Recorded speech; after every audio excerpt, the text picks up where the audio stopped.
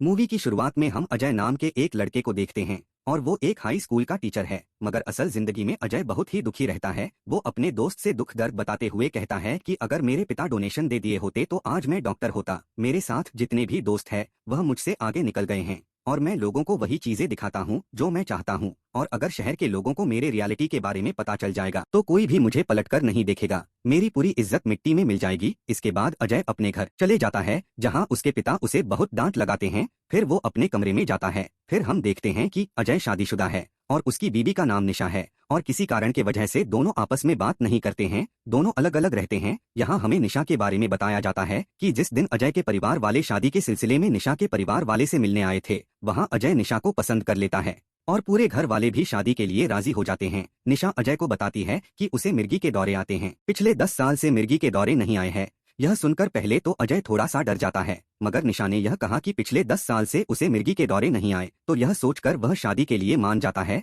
बचपन में मिर्गी के दौरे आते थे, वो फिट्स होता है ना? अभी आते हैं। पिछले 10 साल से तो नहीं आए। हो अब जिस दिन उन दोनों की शादी हो रही थी अजय निशा को देखने के लिए उसके कमरे में आता है तो निशा को मिर्गी के दौरे आ रहे थे। यह देखकर अजय डर जाता है। उसके बाद से वो दोनों आपस में बात नहीं करते हैं और अजय निशा को अपने साथ घूमने या कोई फंक्शन में लेकर नहीं जाता क्योंकि अजय को डर लगता है कि अगर निशा को वापस से मिर्गी के दौरे आने लगे तो उसकी इज्जत पूरी शहर में कम हो जाएगी। इसी वजह से एक दिन उन दोनों के बीच झगड़ा हो जाता है। हाँ, लेकिन क्या गारंटी कि आगे नहीं आएंगे? फिर किसी दिन तुम थक जाओगी, दवाई नहीं खाओगी, नर्वस हो जाओगी और पूरे शहर के सामने वाइब्रेटिंग पोज पे आ जाओगी, तो हमारी क्या इज्जत रह जाएगी? दोनों एक कमरे में तो रहते हैं लेकिन उन दोनों के बीच बहुत दूरियां आ चुकी है और इसी वजह के चलते एक दिन उसके माता पिता अजय को बहुत डांट लगाते हैं और कहते हैं कि अपनी बीवी को उसके मायके तक छोड़ दो। मगर उसके लिए भी अजय तैयार नहीं होता और गुस्से में वो अपने स्कूल चला जाता है। क्लास में जब एक स्टूडेंट सवाल पूछता है तो उसे सवाल का जवाब नहीं दे पाता तो वो स्टूडेंट कहता है कि अगर आपको इस क्वेश्चन का आंसर पता ही नहीं है तो बहाने मत बनाया करो। यह सुनकर उसे ज्यादा गुस्सा आने लगता है और वह लड़के को थप्पड़ लगा देता है। बुलाना नहीं आएगा बेटा। सर अब आपको नहीं पता तो ऐसा बताइए ना, घुमा कह रहे हैं।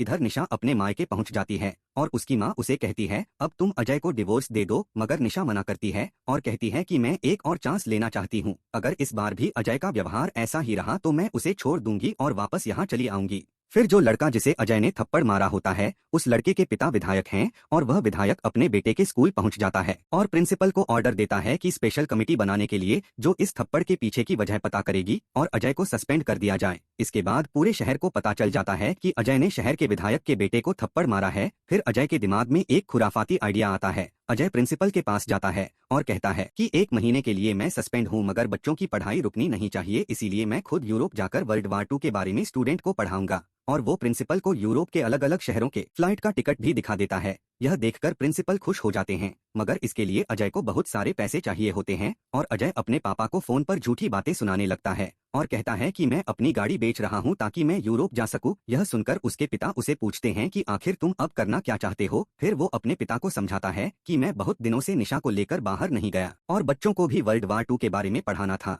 तो मैं सोच रहा था कि यूरोप जाकर बच्चों को वर्ल्ड वार 2 के बारे में पढ़ाऊं और निशा के साथ भी थोड़ा प्राइवेट टाइम स्पेंड कर लूं। यह सुनकर उसके पिता उसे पैसे देने के लिए मान जाते हैं। सोच रहे कि निशा को यूरोप लेके जाए। कितना? नहीं पापा, आपसे थोड़ी लेंगे हम। चलो ठीक है, 8 से 10 ना। इधर निशा भी बहुत खुश हो जाती है और अपने माँ को फोन करके बता देती है। जब निशा अपने कपड़े पैक कर रही थी तब अजय आकर उसे कहता है कि तुम मेरे साथ नहीं जा रही हो और अगर मैं यह झूठ नहीं कहता तो मेरे पिता मुझे पैसे नहीं देते। कल जब एयरपोर्ट के लिए हम निकलेंगे तो तुम अपने घर चली जाना और मैं जब वापस आऊंगा तो मैं तुम्हें यहाँ ले आऊंगा। यह सुनकर निशा बहुत ही ज्यादा अपसेट हो जाती है और वो अलमारी में से एक पेपर निकालती है और वह डिवोर्स पेपर होता है। मगर निशा अपने शादीशुदा जिंदगी को एक और मौका देना चाहती है और वो अजय से कहती है कि मैं अकेले ही यूरोप में घूमने के लिए चली जाऊंगी। फिर सुबह होते ही दोनों निकल जाते हैं पेरिस के लिए। वहां पहुंचने के बाद अजय को पता चलता है कि उसके पास जो बैग था वो कल्पेश का है और वो उसके बैग को वहां से लेके जा चुका था। फिर होटल पहुंचने के बाद अजय एक वीडियो बनाता है और उसमें कहता है कि कल से हमारी वर्ल्ड वार 2 की क्लास शुरू होने वाली है और 5 शहरों में जाकर पढ़ाई पूरी की जाएगी। फिर अगले दिन कल्पेश के कपड़े पहनकर बाहर निकलता है और इधर कल्पेश अजय के कपड़े पहनकर बाहर निकलता है और उसके बाद अजय निशा के साथ खाना खाता है और कहता है कि अब हम म्यूजियम जा रहे हैं और वहां जाकर हम क्लास के बच्चों को वर्ल्ड वार 2 के बारे में पढ़ाएंगे। म्यूजियम पहुंचने के बाद अजय 50 यूरोस का टिकट लेता है मगर वह गलती से वहां के म्यूजिक रूम में चला जाता है और पूरा दिन म्यूजिकल शो में ही चला जाता है और उस दिन वह कोई भी क्लास नहीं करवा पाता है और वापस होटल पहुंचने के बाद निशा के मोबाइल को चेक करता है और देखता है कि निशा पूरे दिन कहाँ घूमी है। अजय निशा को कन्विंस करता है कि कल वो उसके साथ घूमने के लिए चले और निशा उसकी बात मान जाती है। अगले दिन सुबह दोनों एफिल टावर देखने के लिए पहुंच जाते हैं। वहां निशा हिटलर के बारे में पूरी हिस्ट्री अजय को बताती है और वो हिस्ट्री अपने बच्चों को पढ़ाता है और यह ऑनलाइन क्लास करके सारे बच्चे बहुत खुश हो जाते हैं। इसके बाद अजय और निशा दोनों घूम रहे होते हैं और अजय वीडियो बनाता रहता है और इसी तरह पेरिस का चैप्टर खत्म हो जाता है और अब वो अगले शहर में मिलेंगे। फिर अजय निशा से सवाल पूछता है कि अगर तुम्हें पता चले कि आज तुम्हारी जिंदगी का आखिरी दिन है तो तुम क्या करना चाहोगी। निशा कहती है कि अपने लिए एक ड्रेस लेना चाहूंगी और एक बार में जाकर बियर पीऊंगी। यह सुनकर अजय निशा के लिए ड्रेस लेता है और दोनों बार में जाकर बियर पीने लगते हैं, एक दूसरे को जानने की कोशिश करते हैं। यहाँ हम देखते हैं कि दोनों के बीच नजदीकियां बढ़ने लगती है और दोनों आपस में बहुत ही खुश थे। इसके बाद दोनों बर्लिन जाते हैं। लो आ गए हिटलर के शहर में। असली वर्ल्ड वॉर ना अब शुरू होगा। जहां अजय कहता है कि हिटलर अपने देश को छोड़कर पूरे देश पर कब्जा करना चाहता था। इस पे निशा कहती है कि हम सभी के अंदर एक हिटलर मौजूद है, अपने पास जो मौजूद है उसकी कदर ना करके हम दूसरों की चीजों पर कब्जा करना चाहते हैं। फिर दोनों होटल में जाते हैं और वहां अजय को उसका दोस्त फोन करता है और कहता है कि आपके और निशा भाभी के डांस का वीडियो तो वायरल हो चुका है और विधायक आपको अब छोड़ेगा नहीं। यह सुनकर अजय बहुत ही गुस्से में आता है। इमेज के सिवा और कुछ नहीं देखता है क्योंकि हमें जो जिंदगी में चाहिए था कभी नहीं मिला। बोलता है डांस वाली वीडियो तुमने अपलोड क्यों की और निशा को वह डिफेक्टिव पीस भी बोल देता है। लाइफ पार्टनर भी मिली ना तो तुम्हारे जैसी डिफेक्टेड पीस। यह सुनकर तो निशा बहुत दुखी हो जाती है और वो अजय से कह देती है कि मैंने डाइवोर्स पेपर रेडी कर दिया है और जैसे ही हम लोग घर पहुंचेंगे मैं डाइवोर्स पेपर पर साइन कर दूंगी। अगले दिन मैं तुम्हारी जिंदगी से दूर चली जाऊंगी। फिर अगले सीन में घर का मालिक कहता है गैस चेंबर खतरनाक जगह है और उसे एक इवेंट में जाना है जहां एक सर्वाइवर जो अभी तक जिंदा है वो भी वहां पर अपनी जिंदगी के बारे में बताने वाला है कि उसके साथ क्या क्या हुआ था और उसने वर्ल्ड वार 2 में क्या क्या देखा। फिर अजय और निशा भी इस इवेंट में पहुंच जाते हैं जहां अलेक्स ग्रेसलैंड फील्ड नाम का एक आदमी आता है और वो अपने वर्ल्ड वार 2 के एक्सपीरियंस के बारे में बताने लगता है और वह बताने लगता है कि मेरी बहुत ही कम उम्र में शादी हो गई थी, मैंने अपनी बीबी को कोई गिफ्ट नहीं दिया और ना ही उसे बाहर घूमने के लिए लेकर गया। फिर जब हम दोनों यहाँ और स्वीट्स आए तो हम दोनों को अलग कर दिया गया और पूरे दिन मुझे सिर्फ 1 घंटे के लिए उसे मिलने दिया जाता था, मगर एक दिन वो मिलने के लिए नहीं आई और मैं समझ गया कि वो मर चुकी है। और अजय ये सारी बातें अपने अंदर फील कर रहा था और वो देखने लगता है कि वो और निशा भी उस कैंप के अंदर ही बंद है और उन दोनों के साथ भी बिल्कुल वैसा ही होता है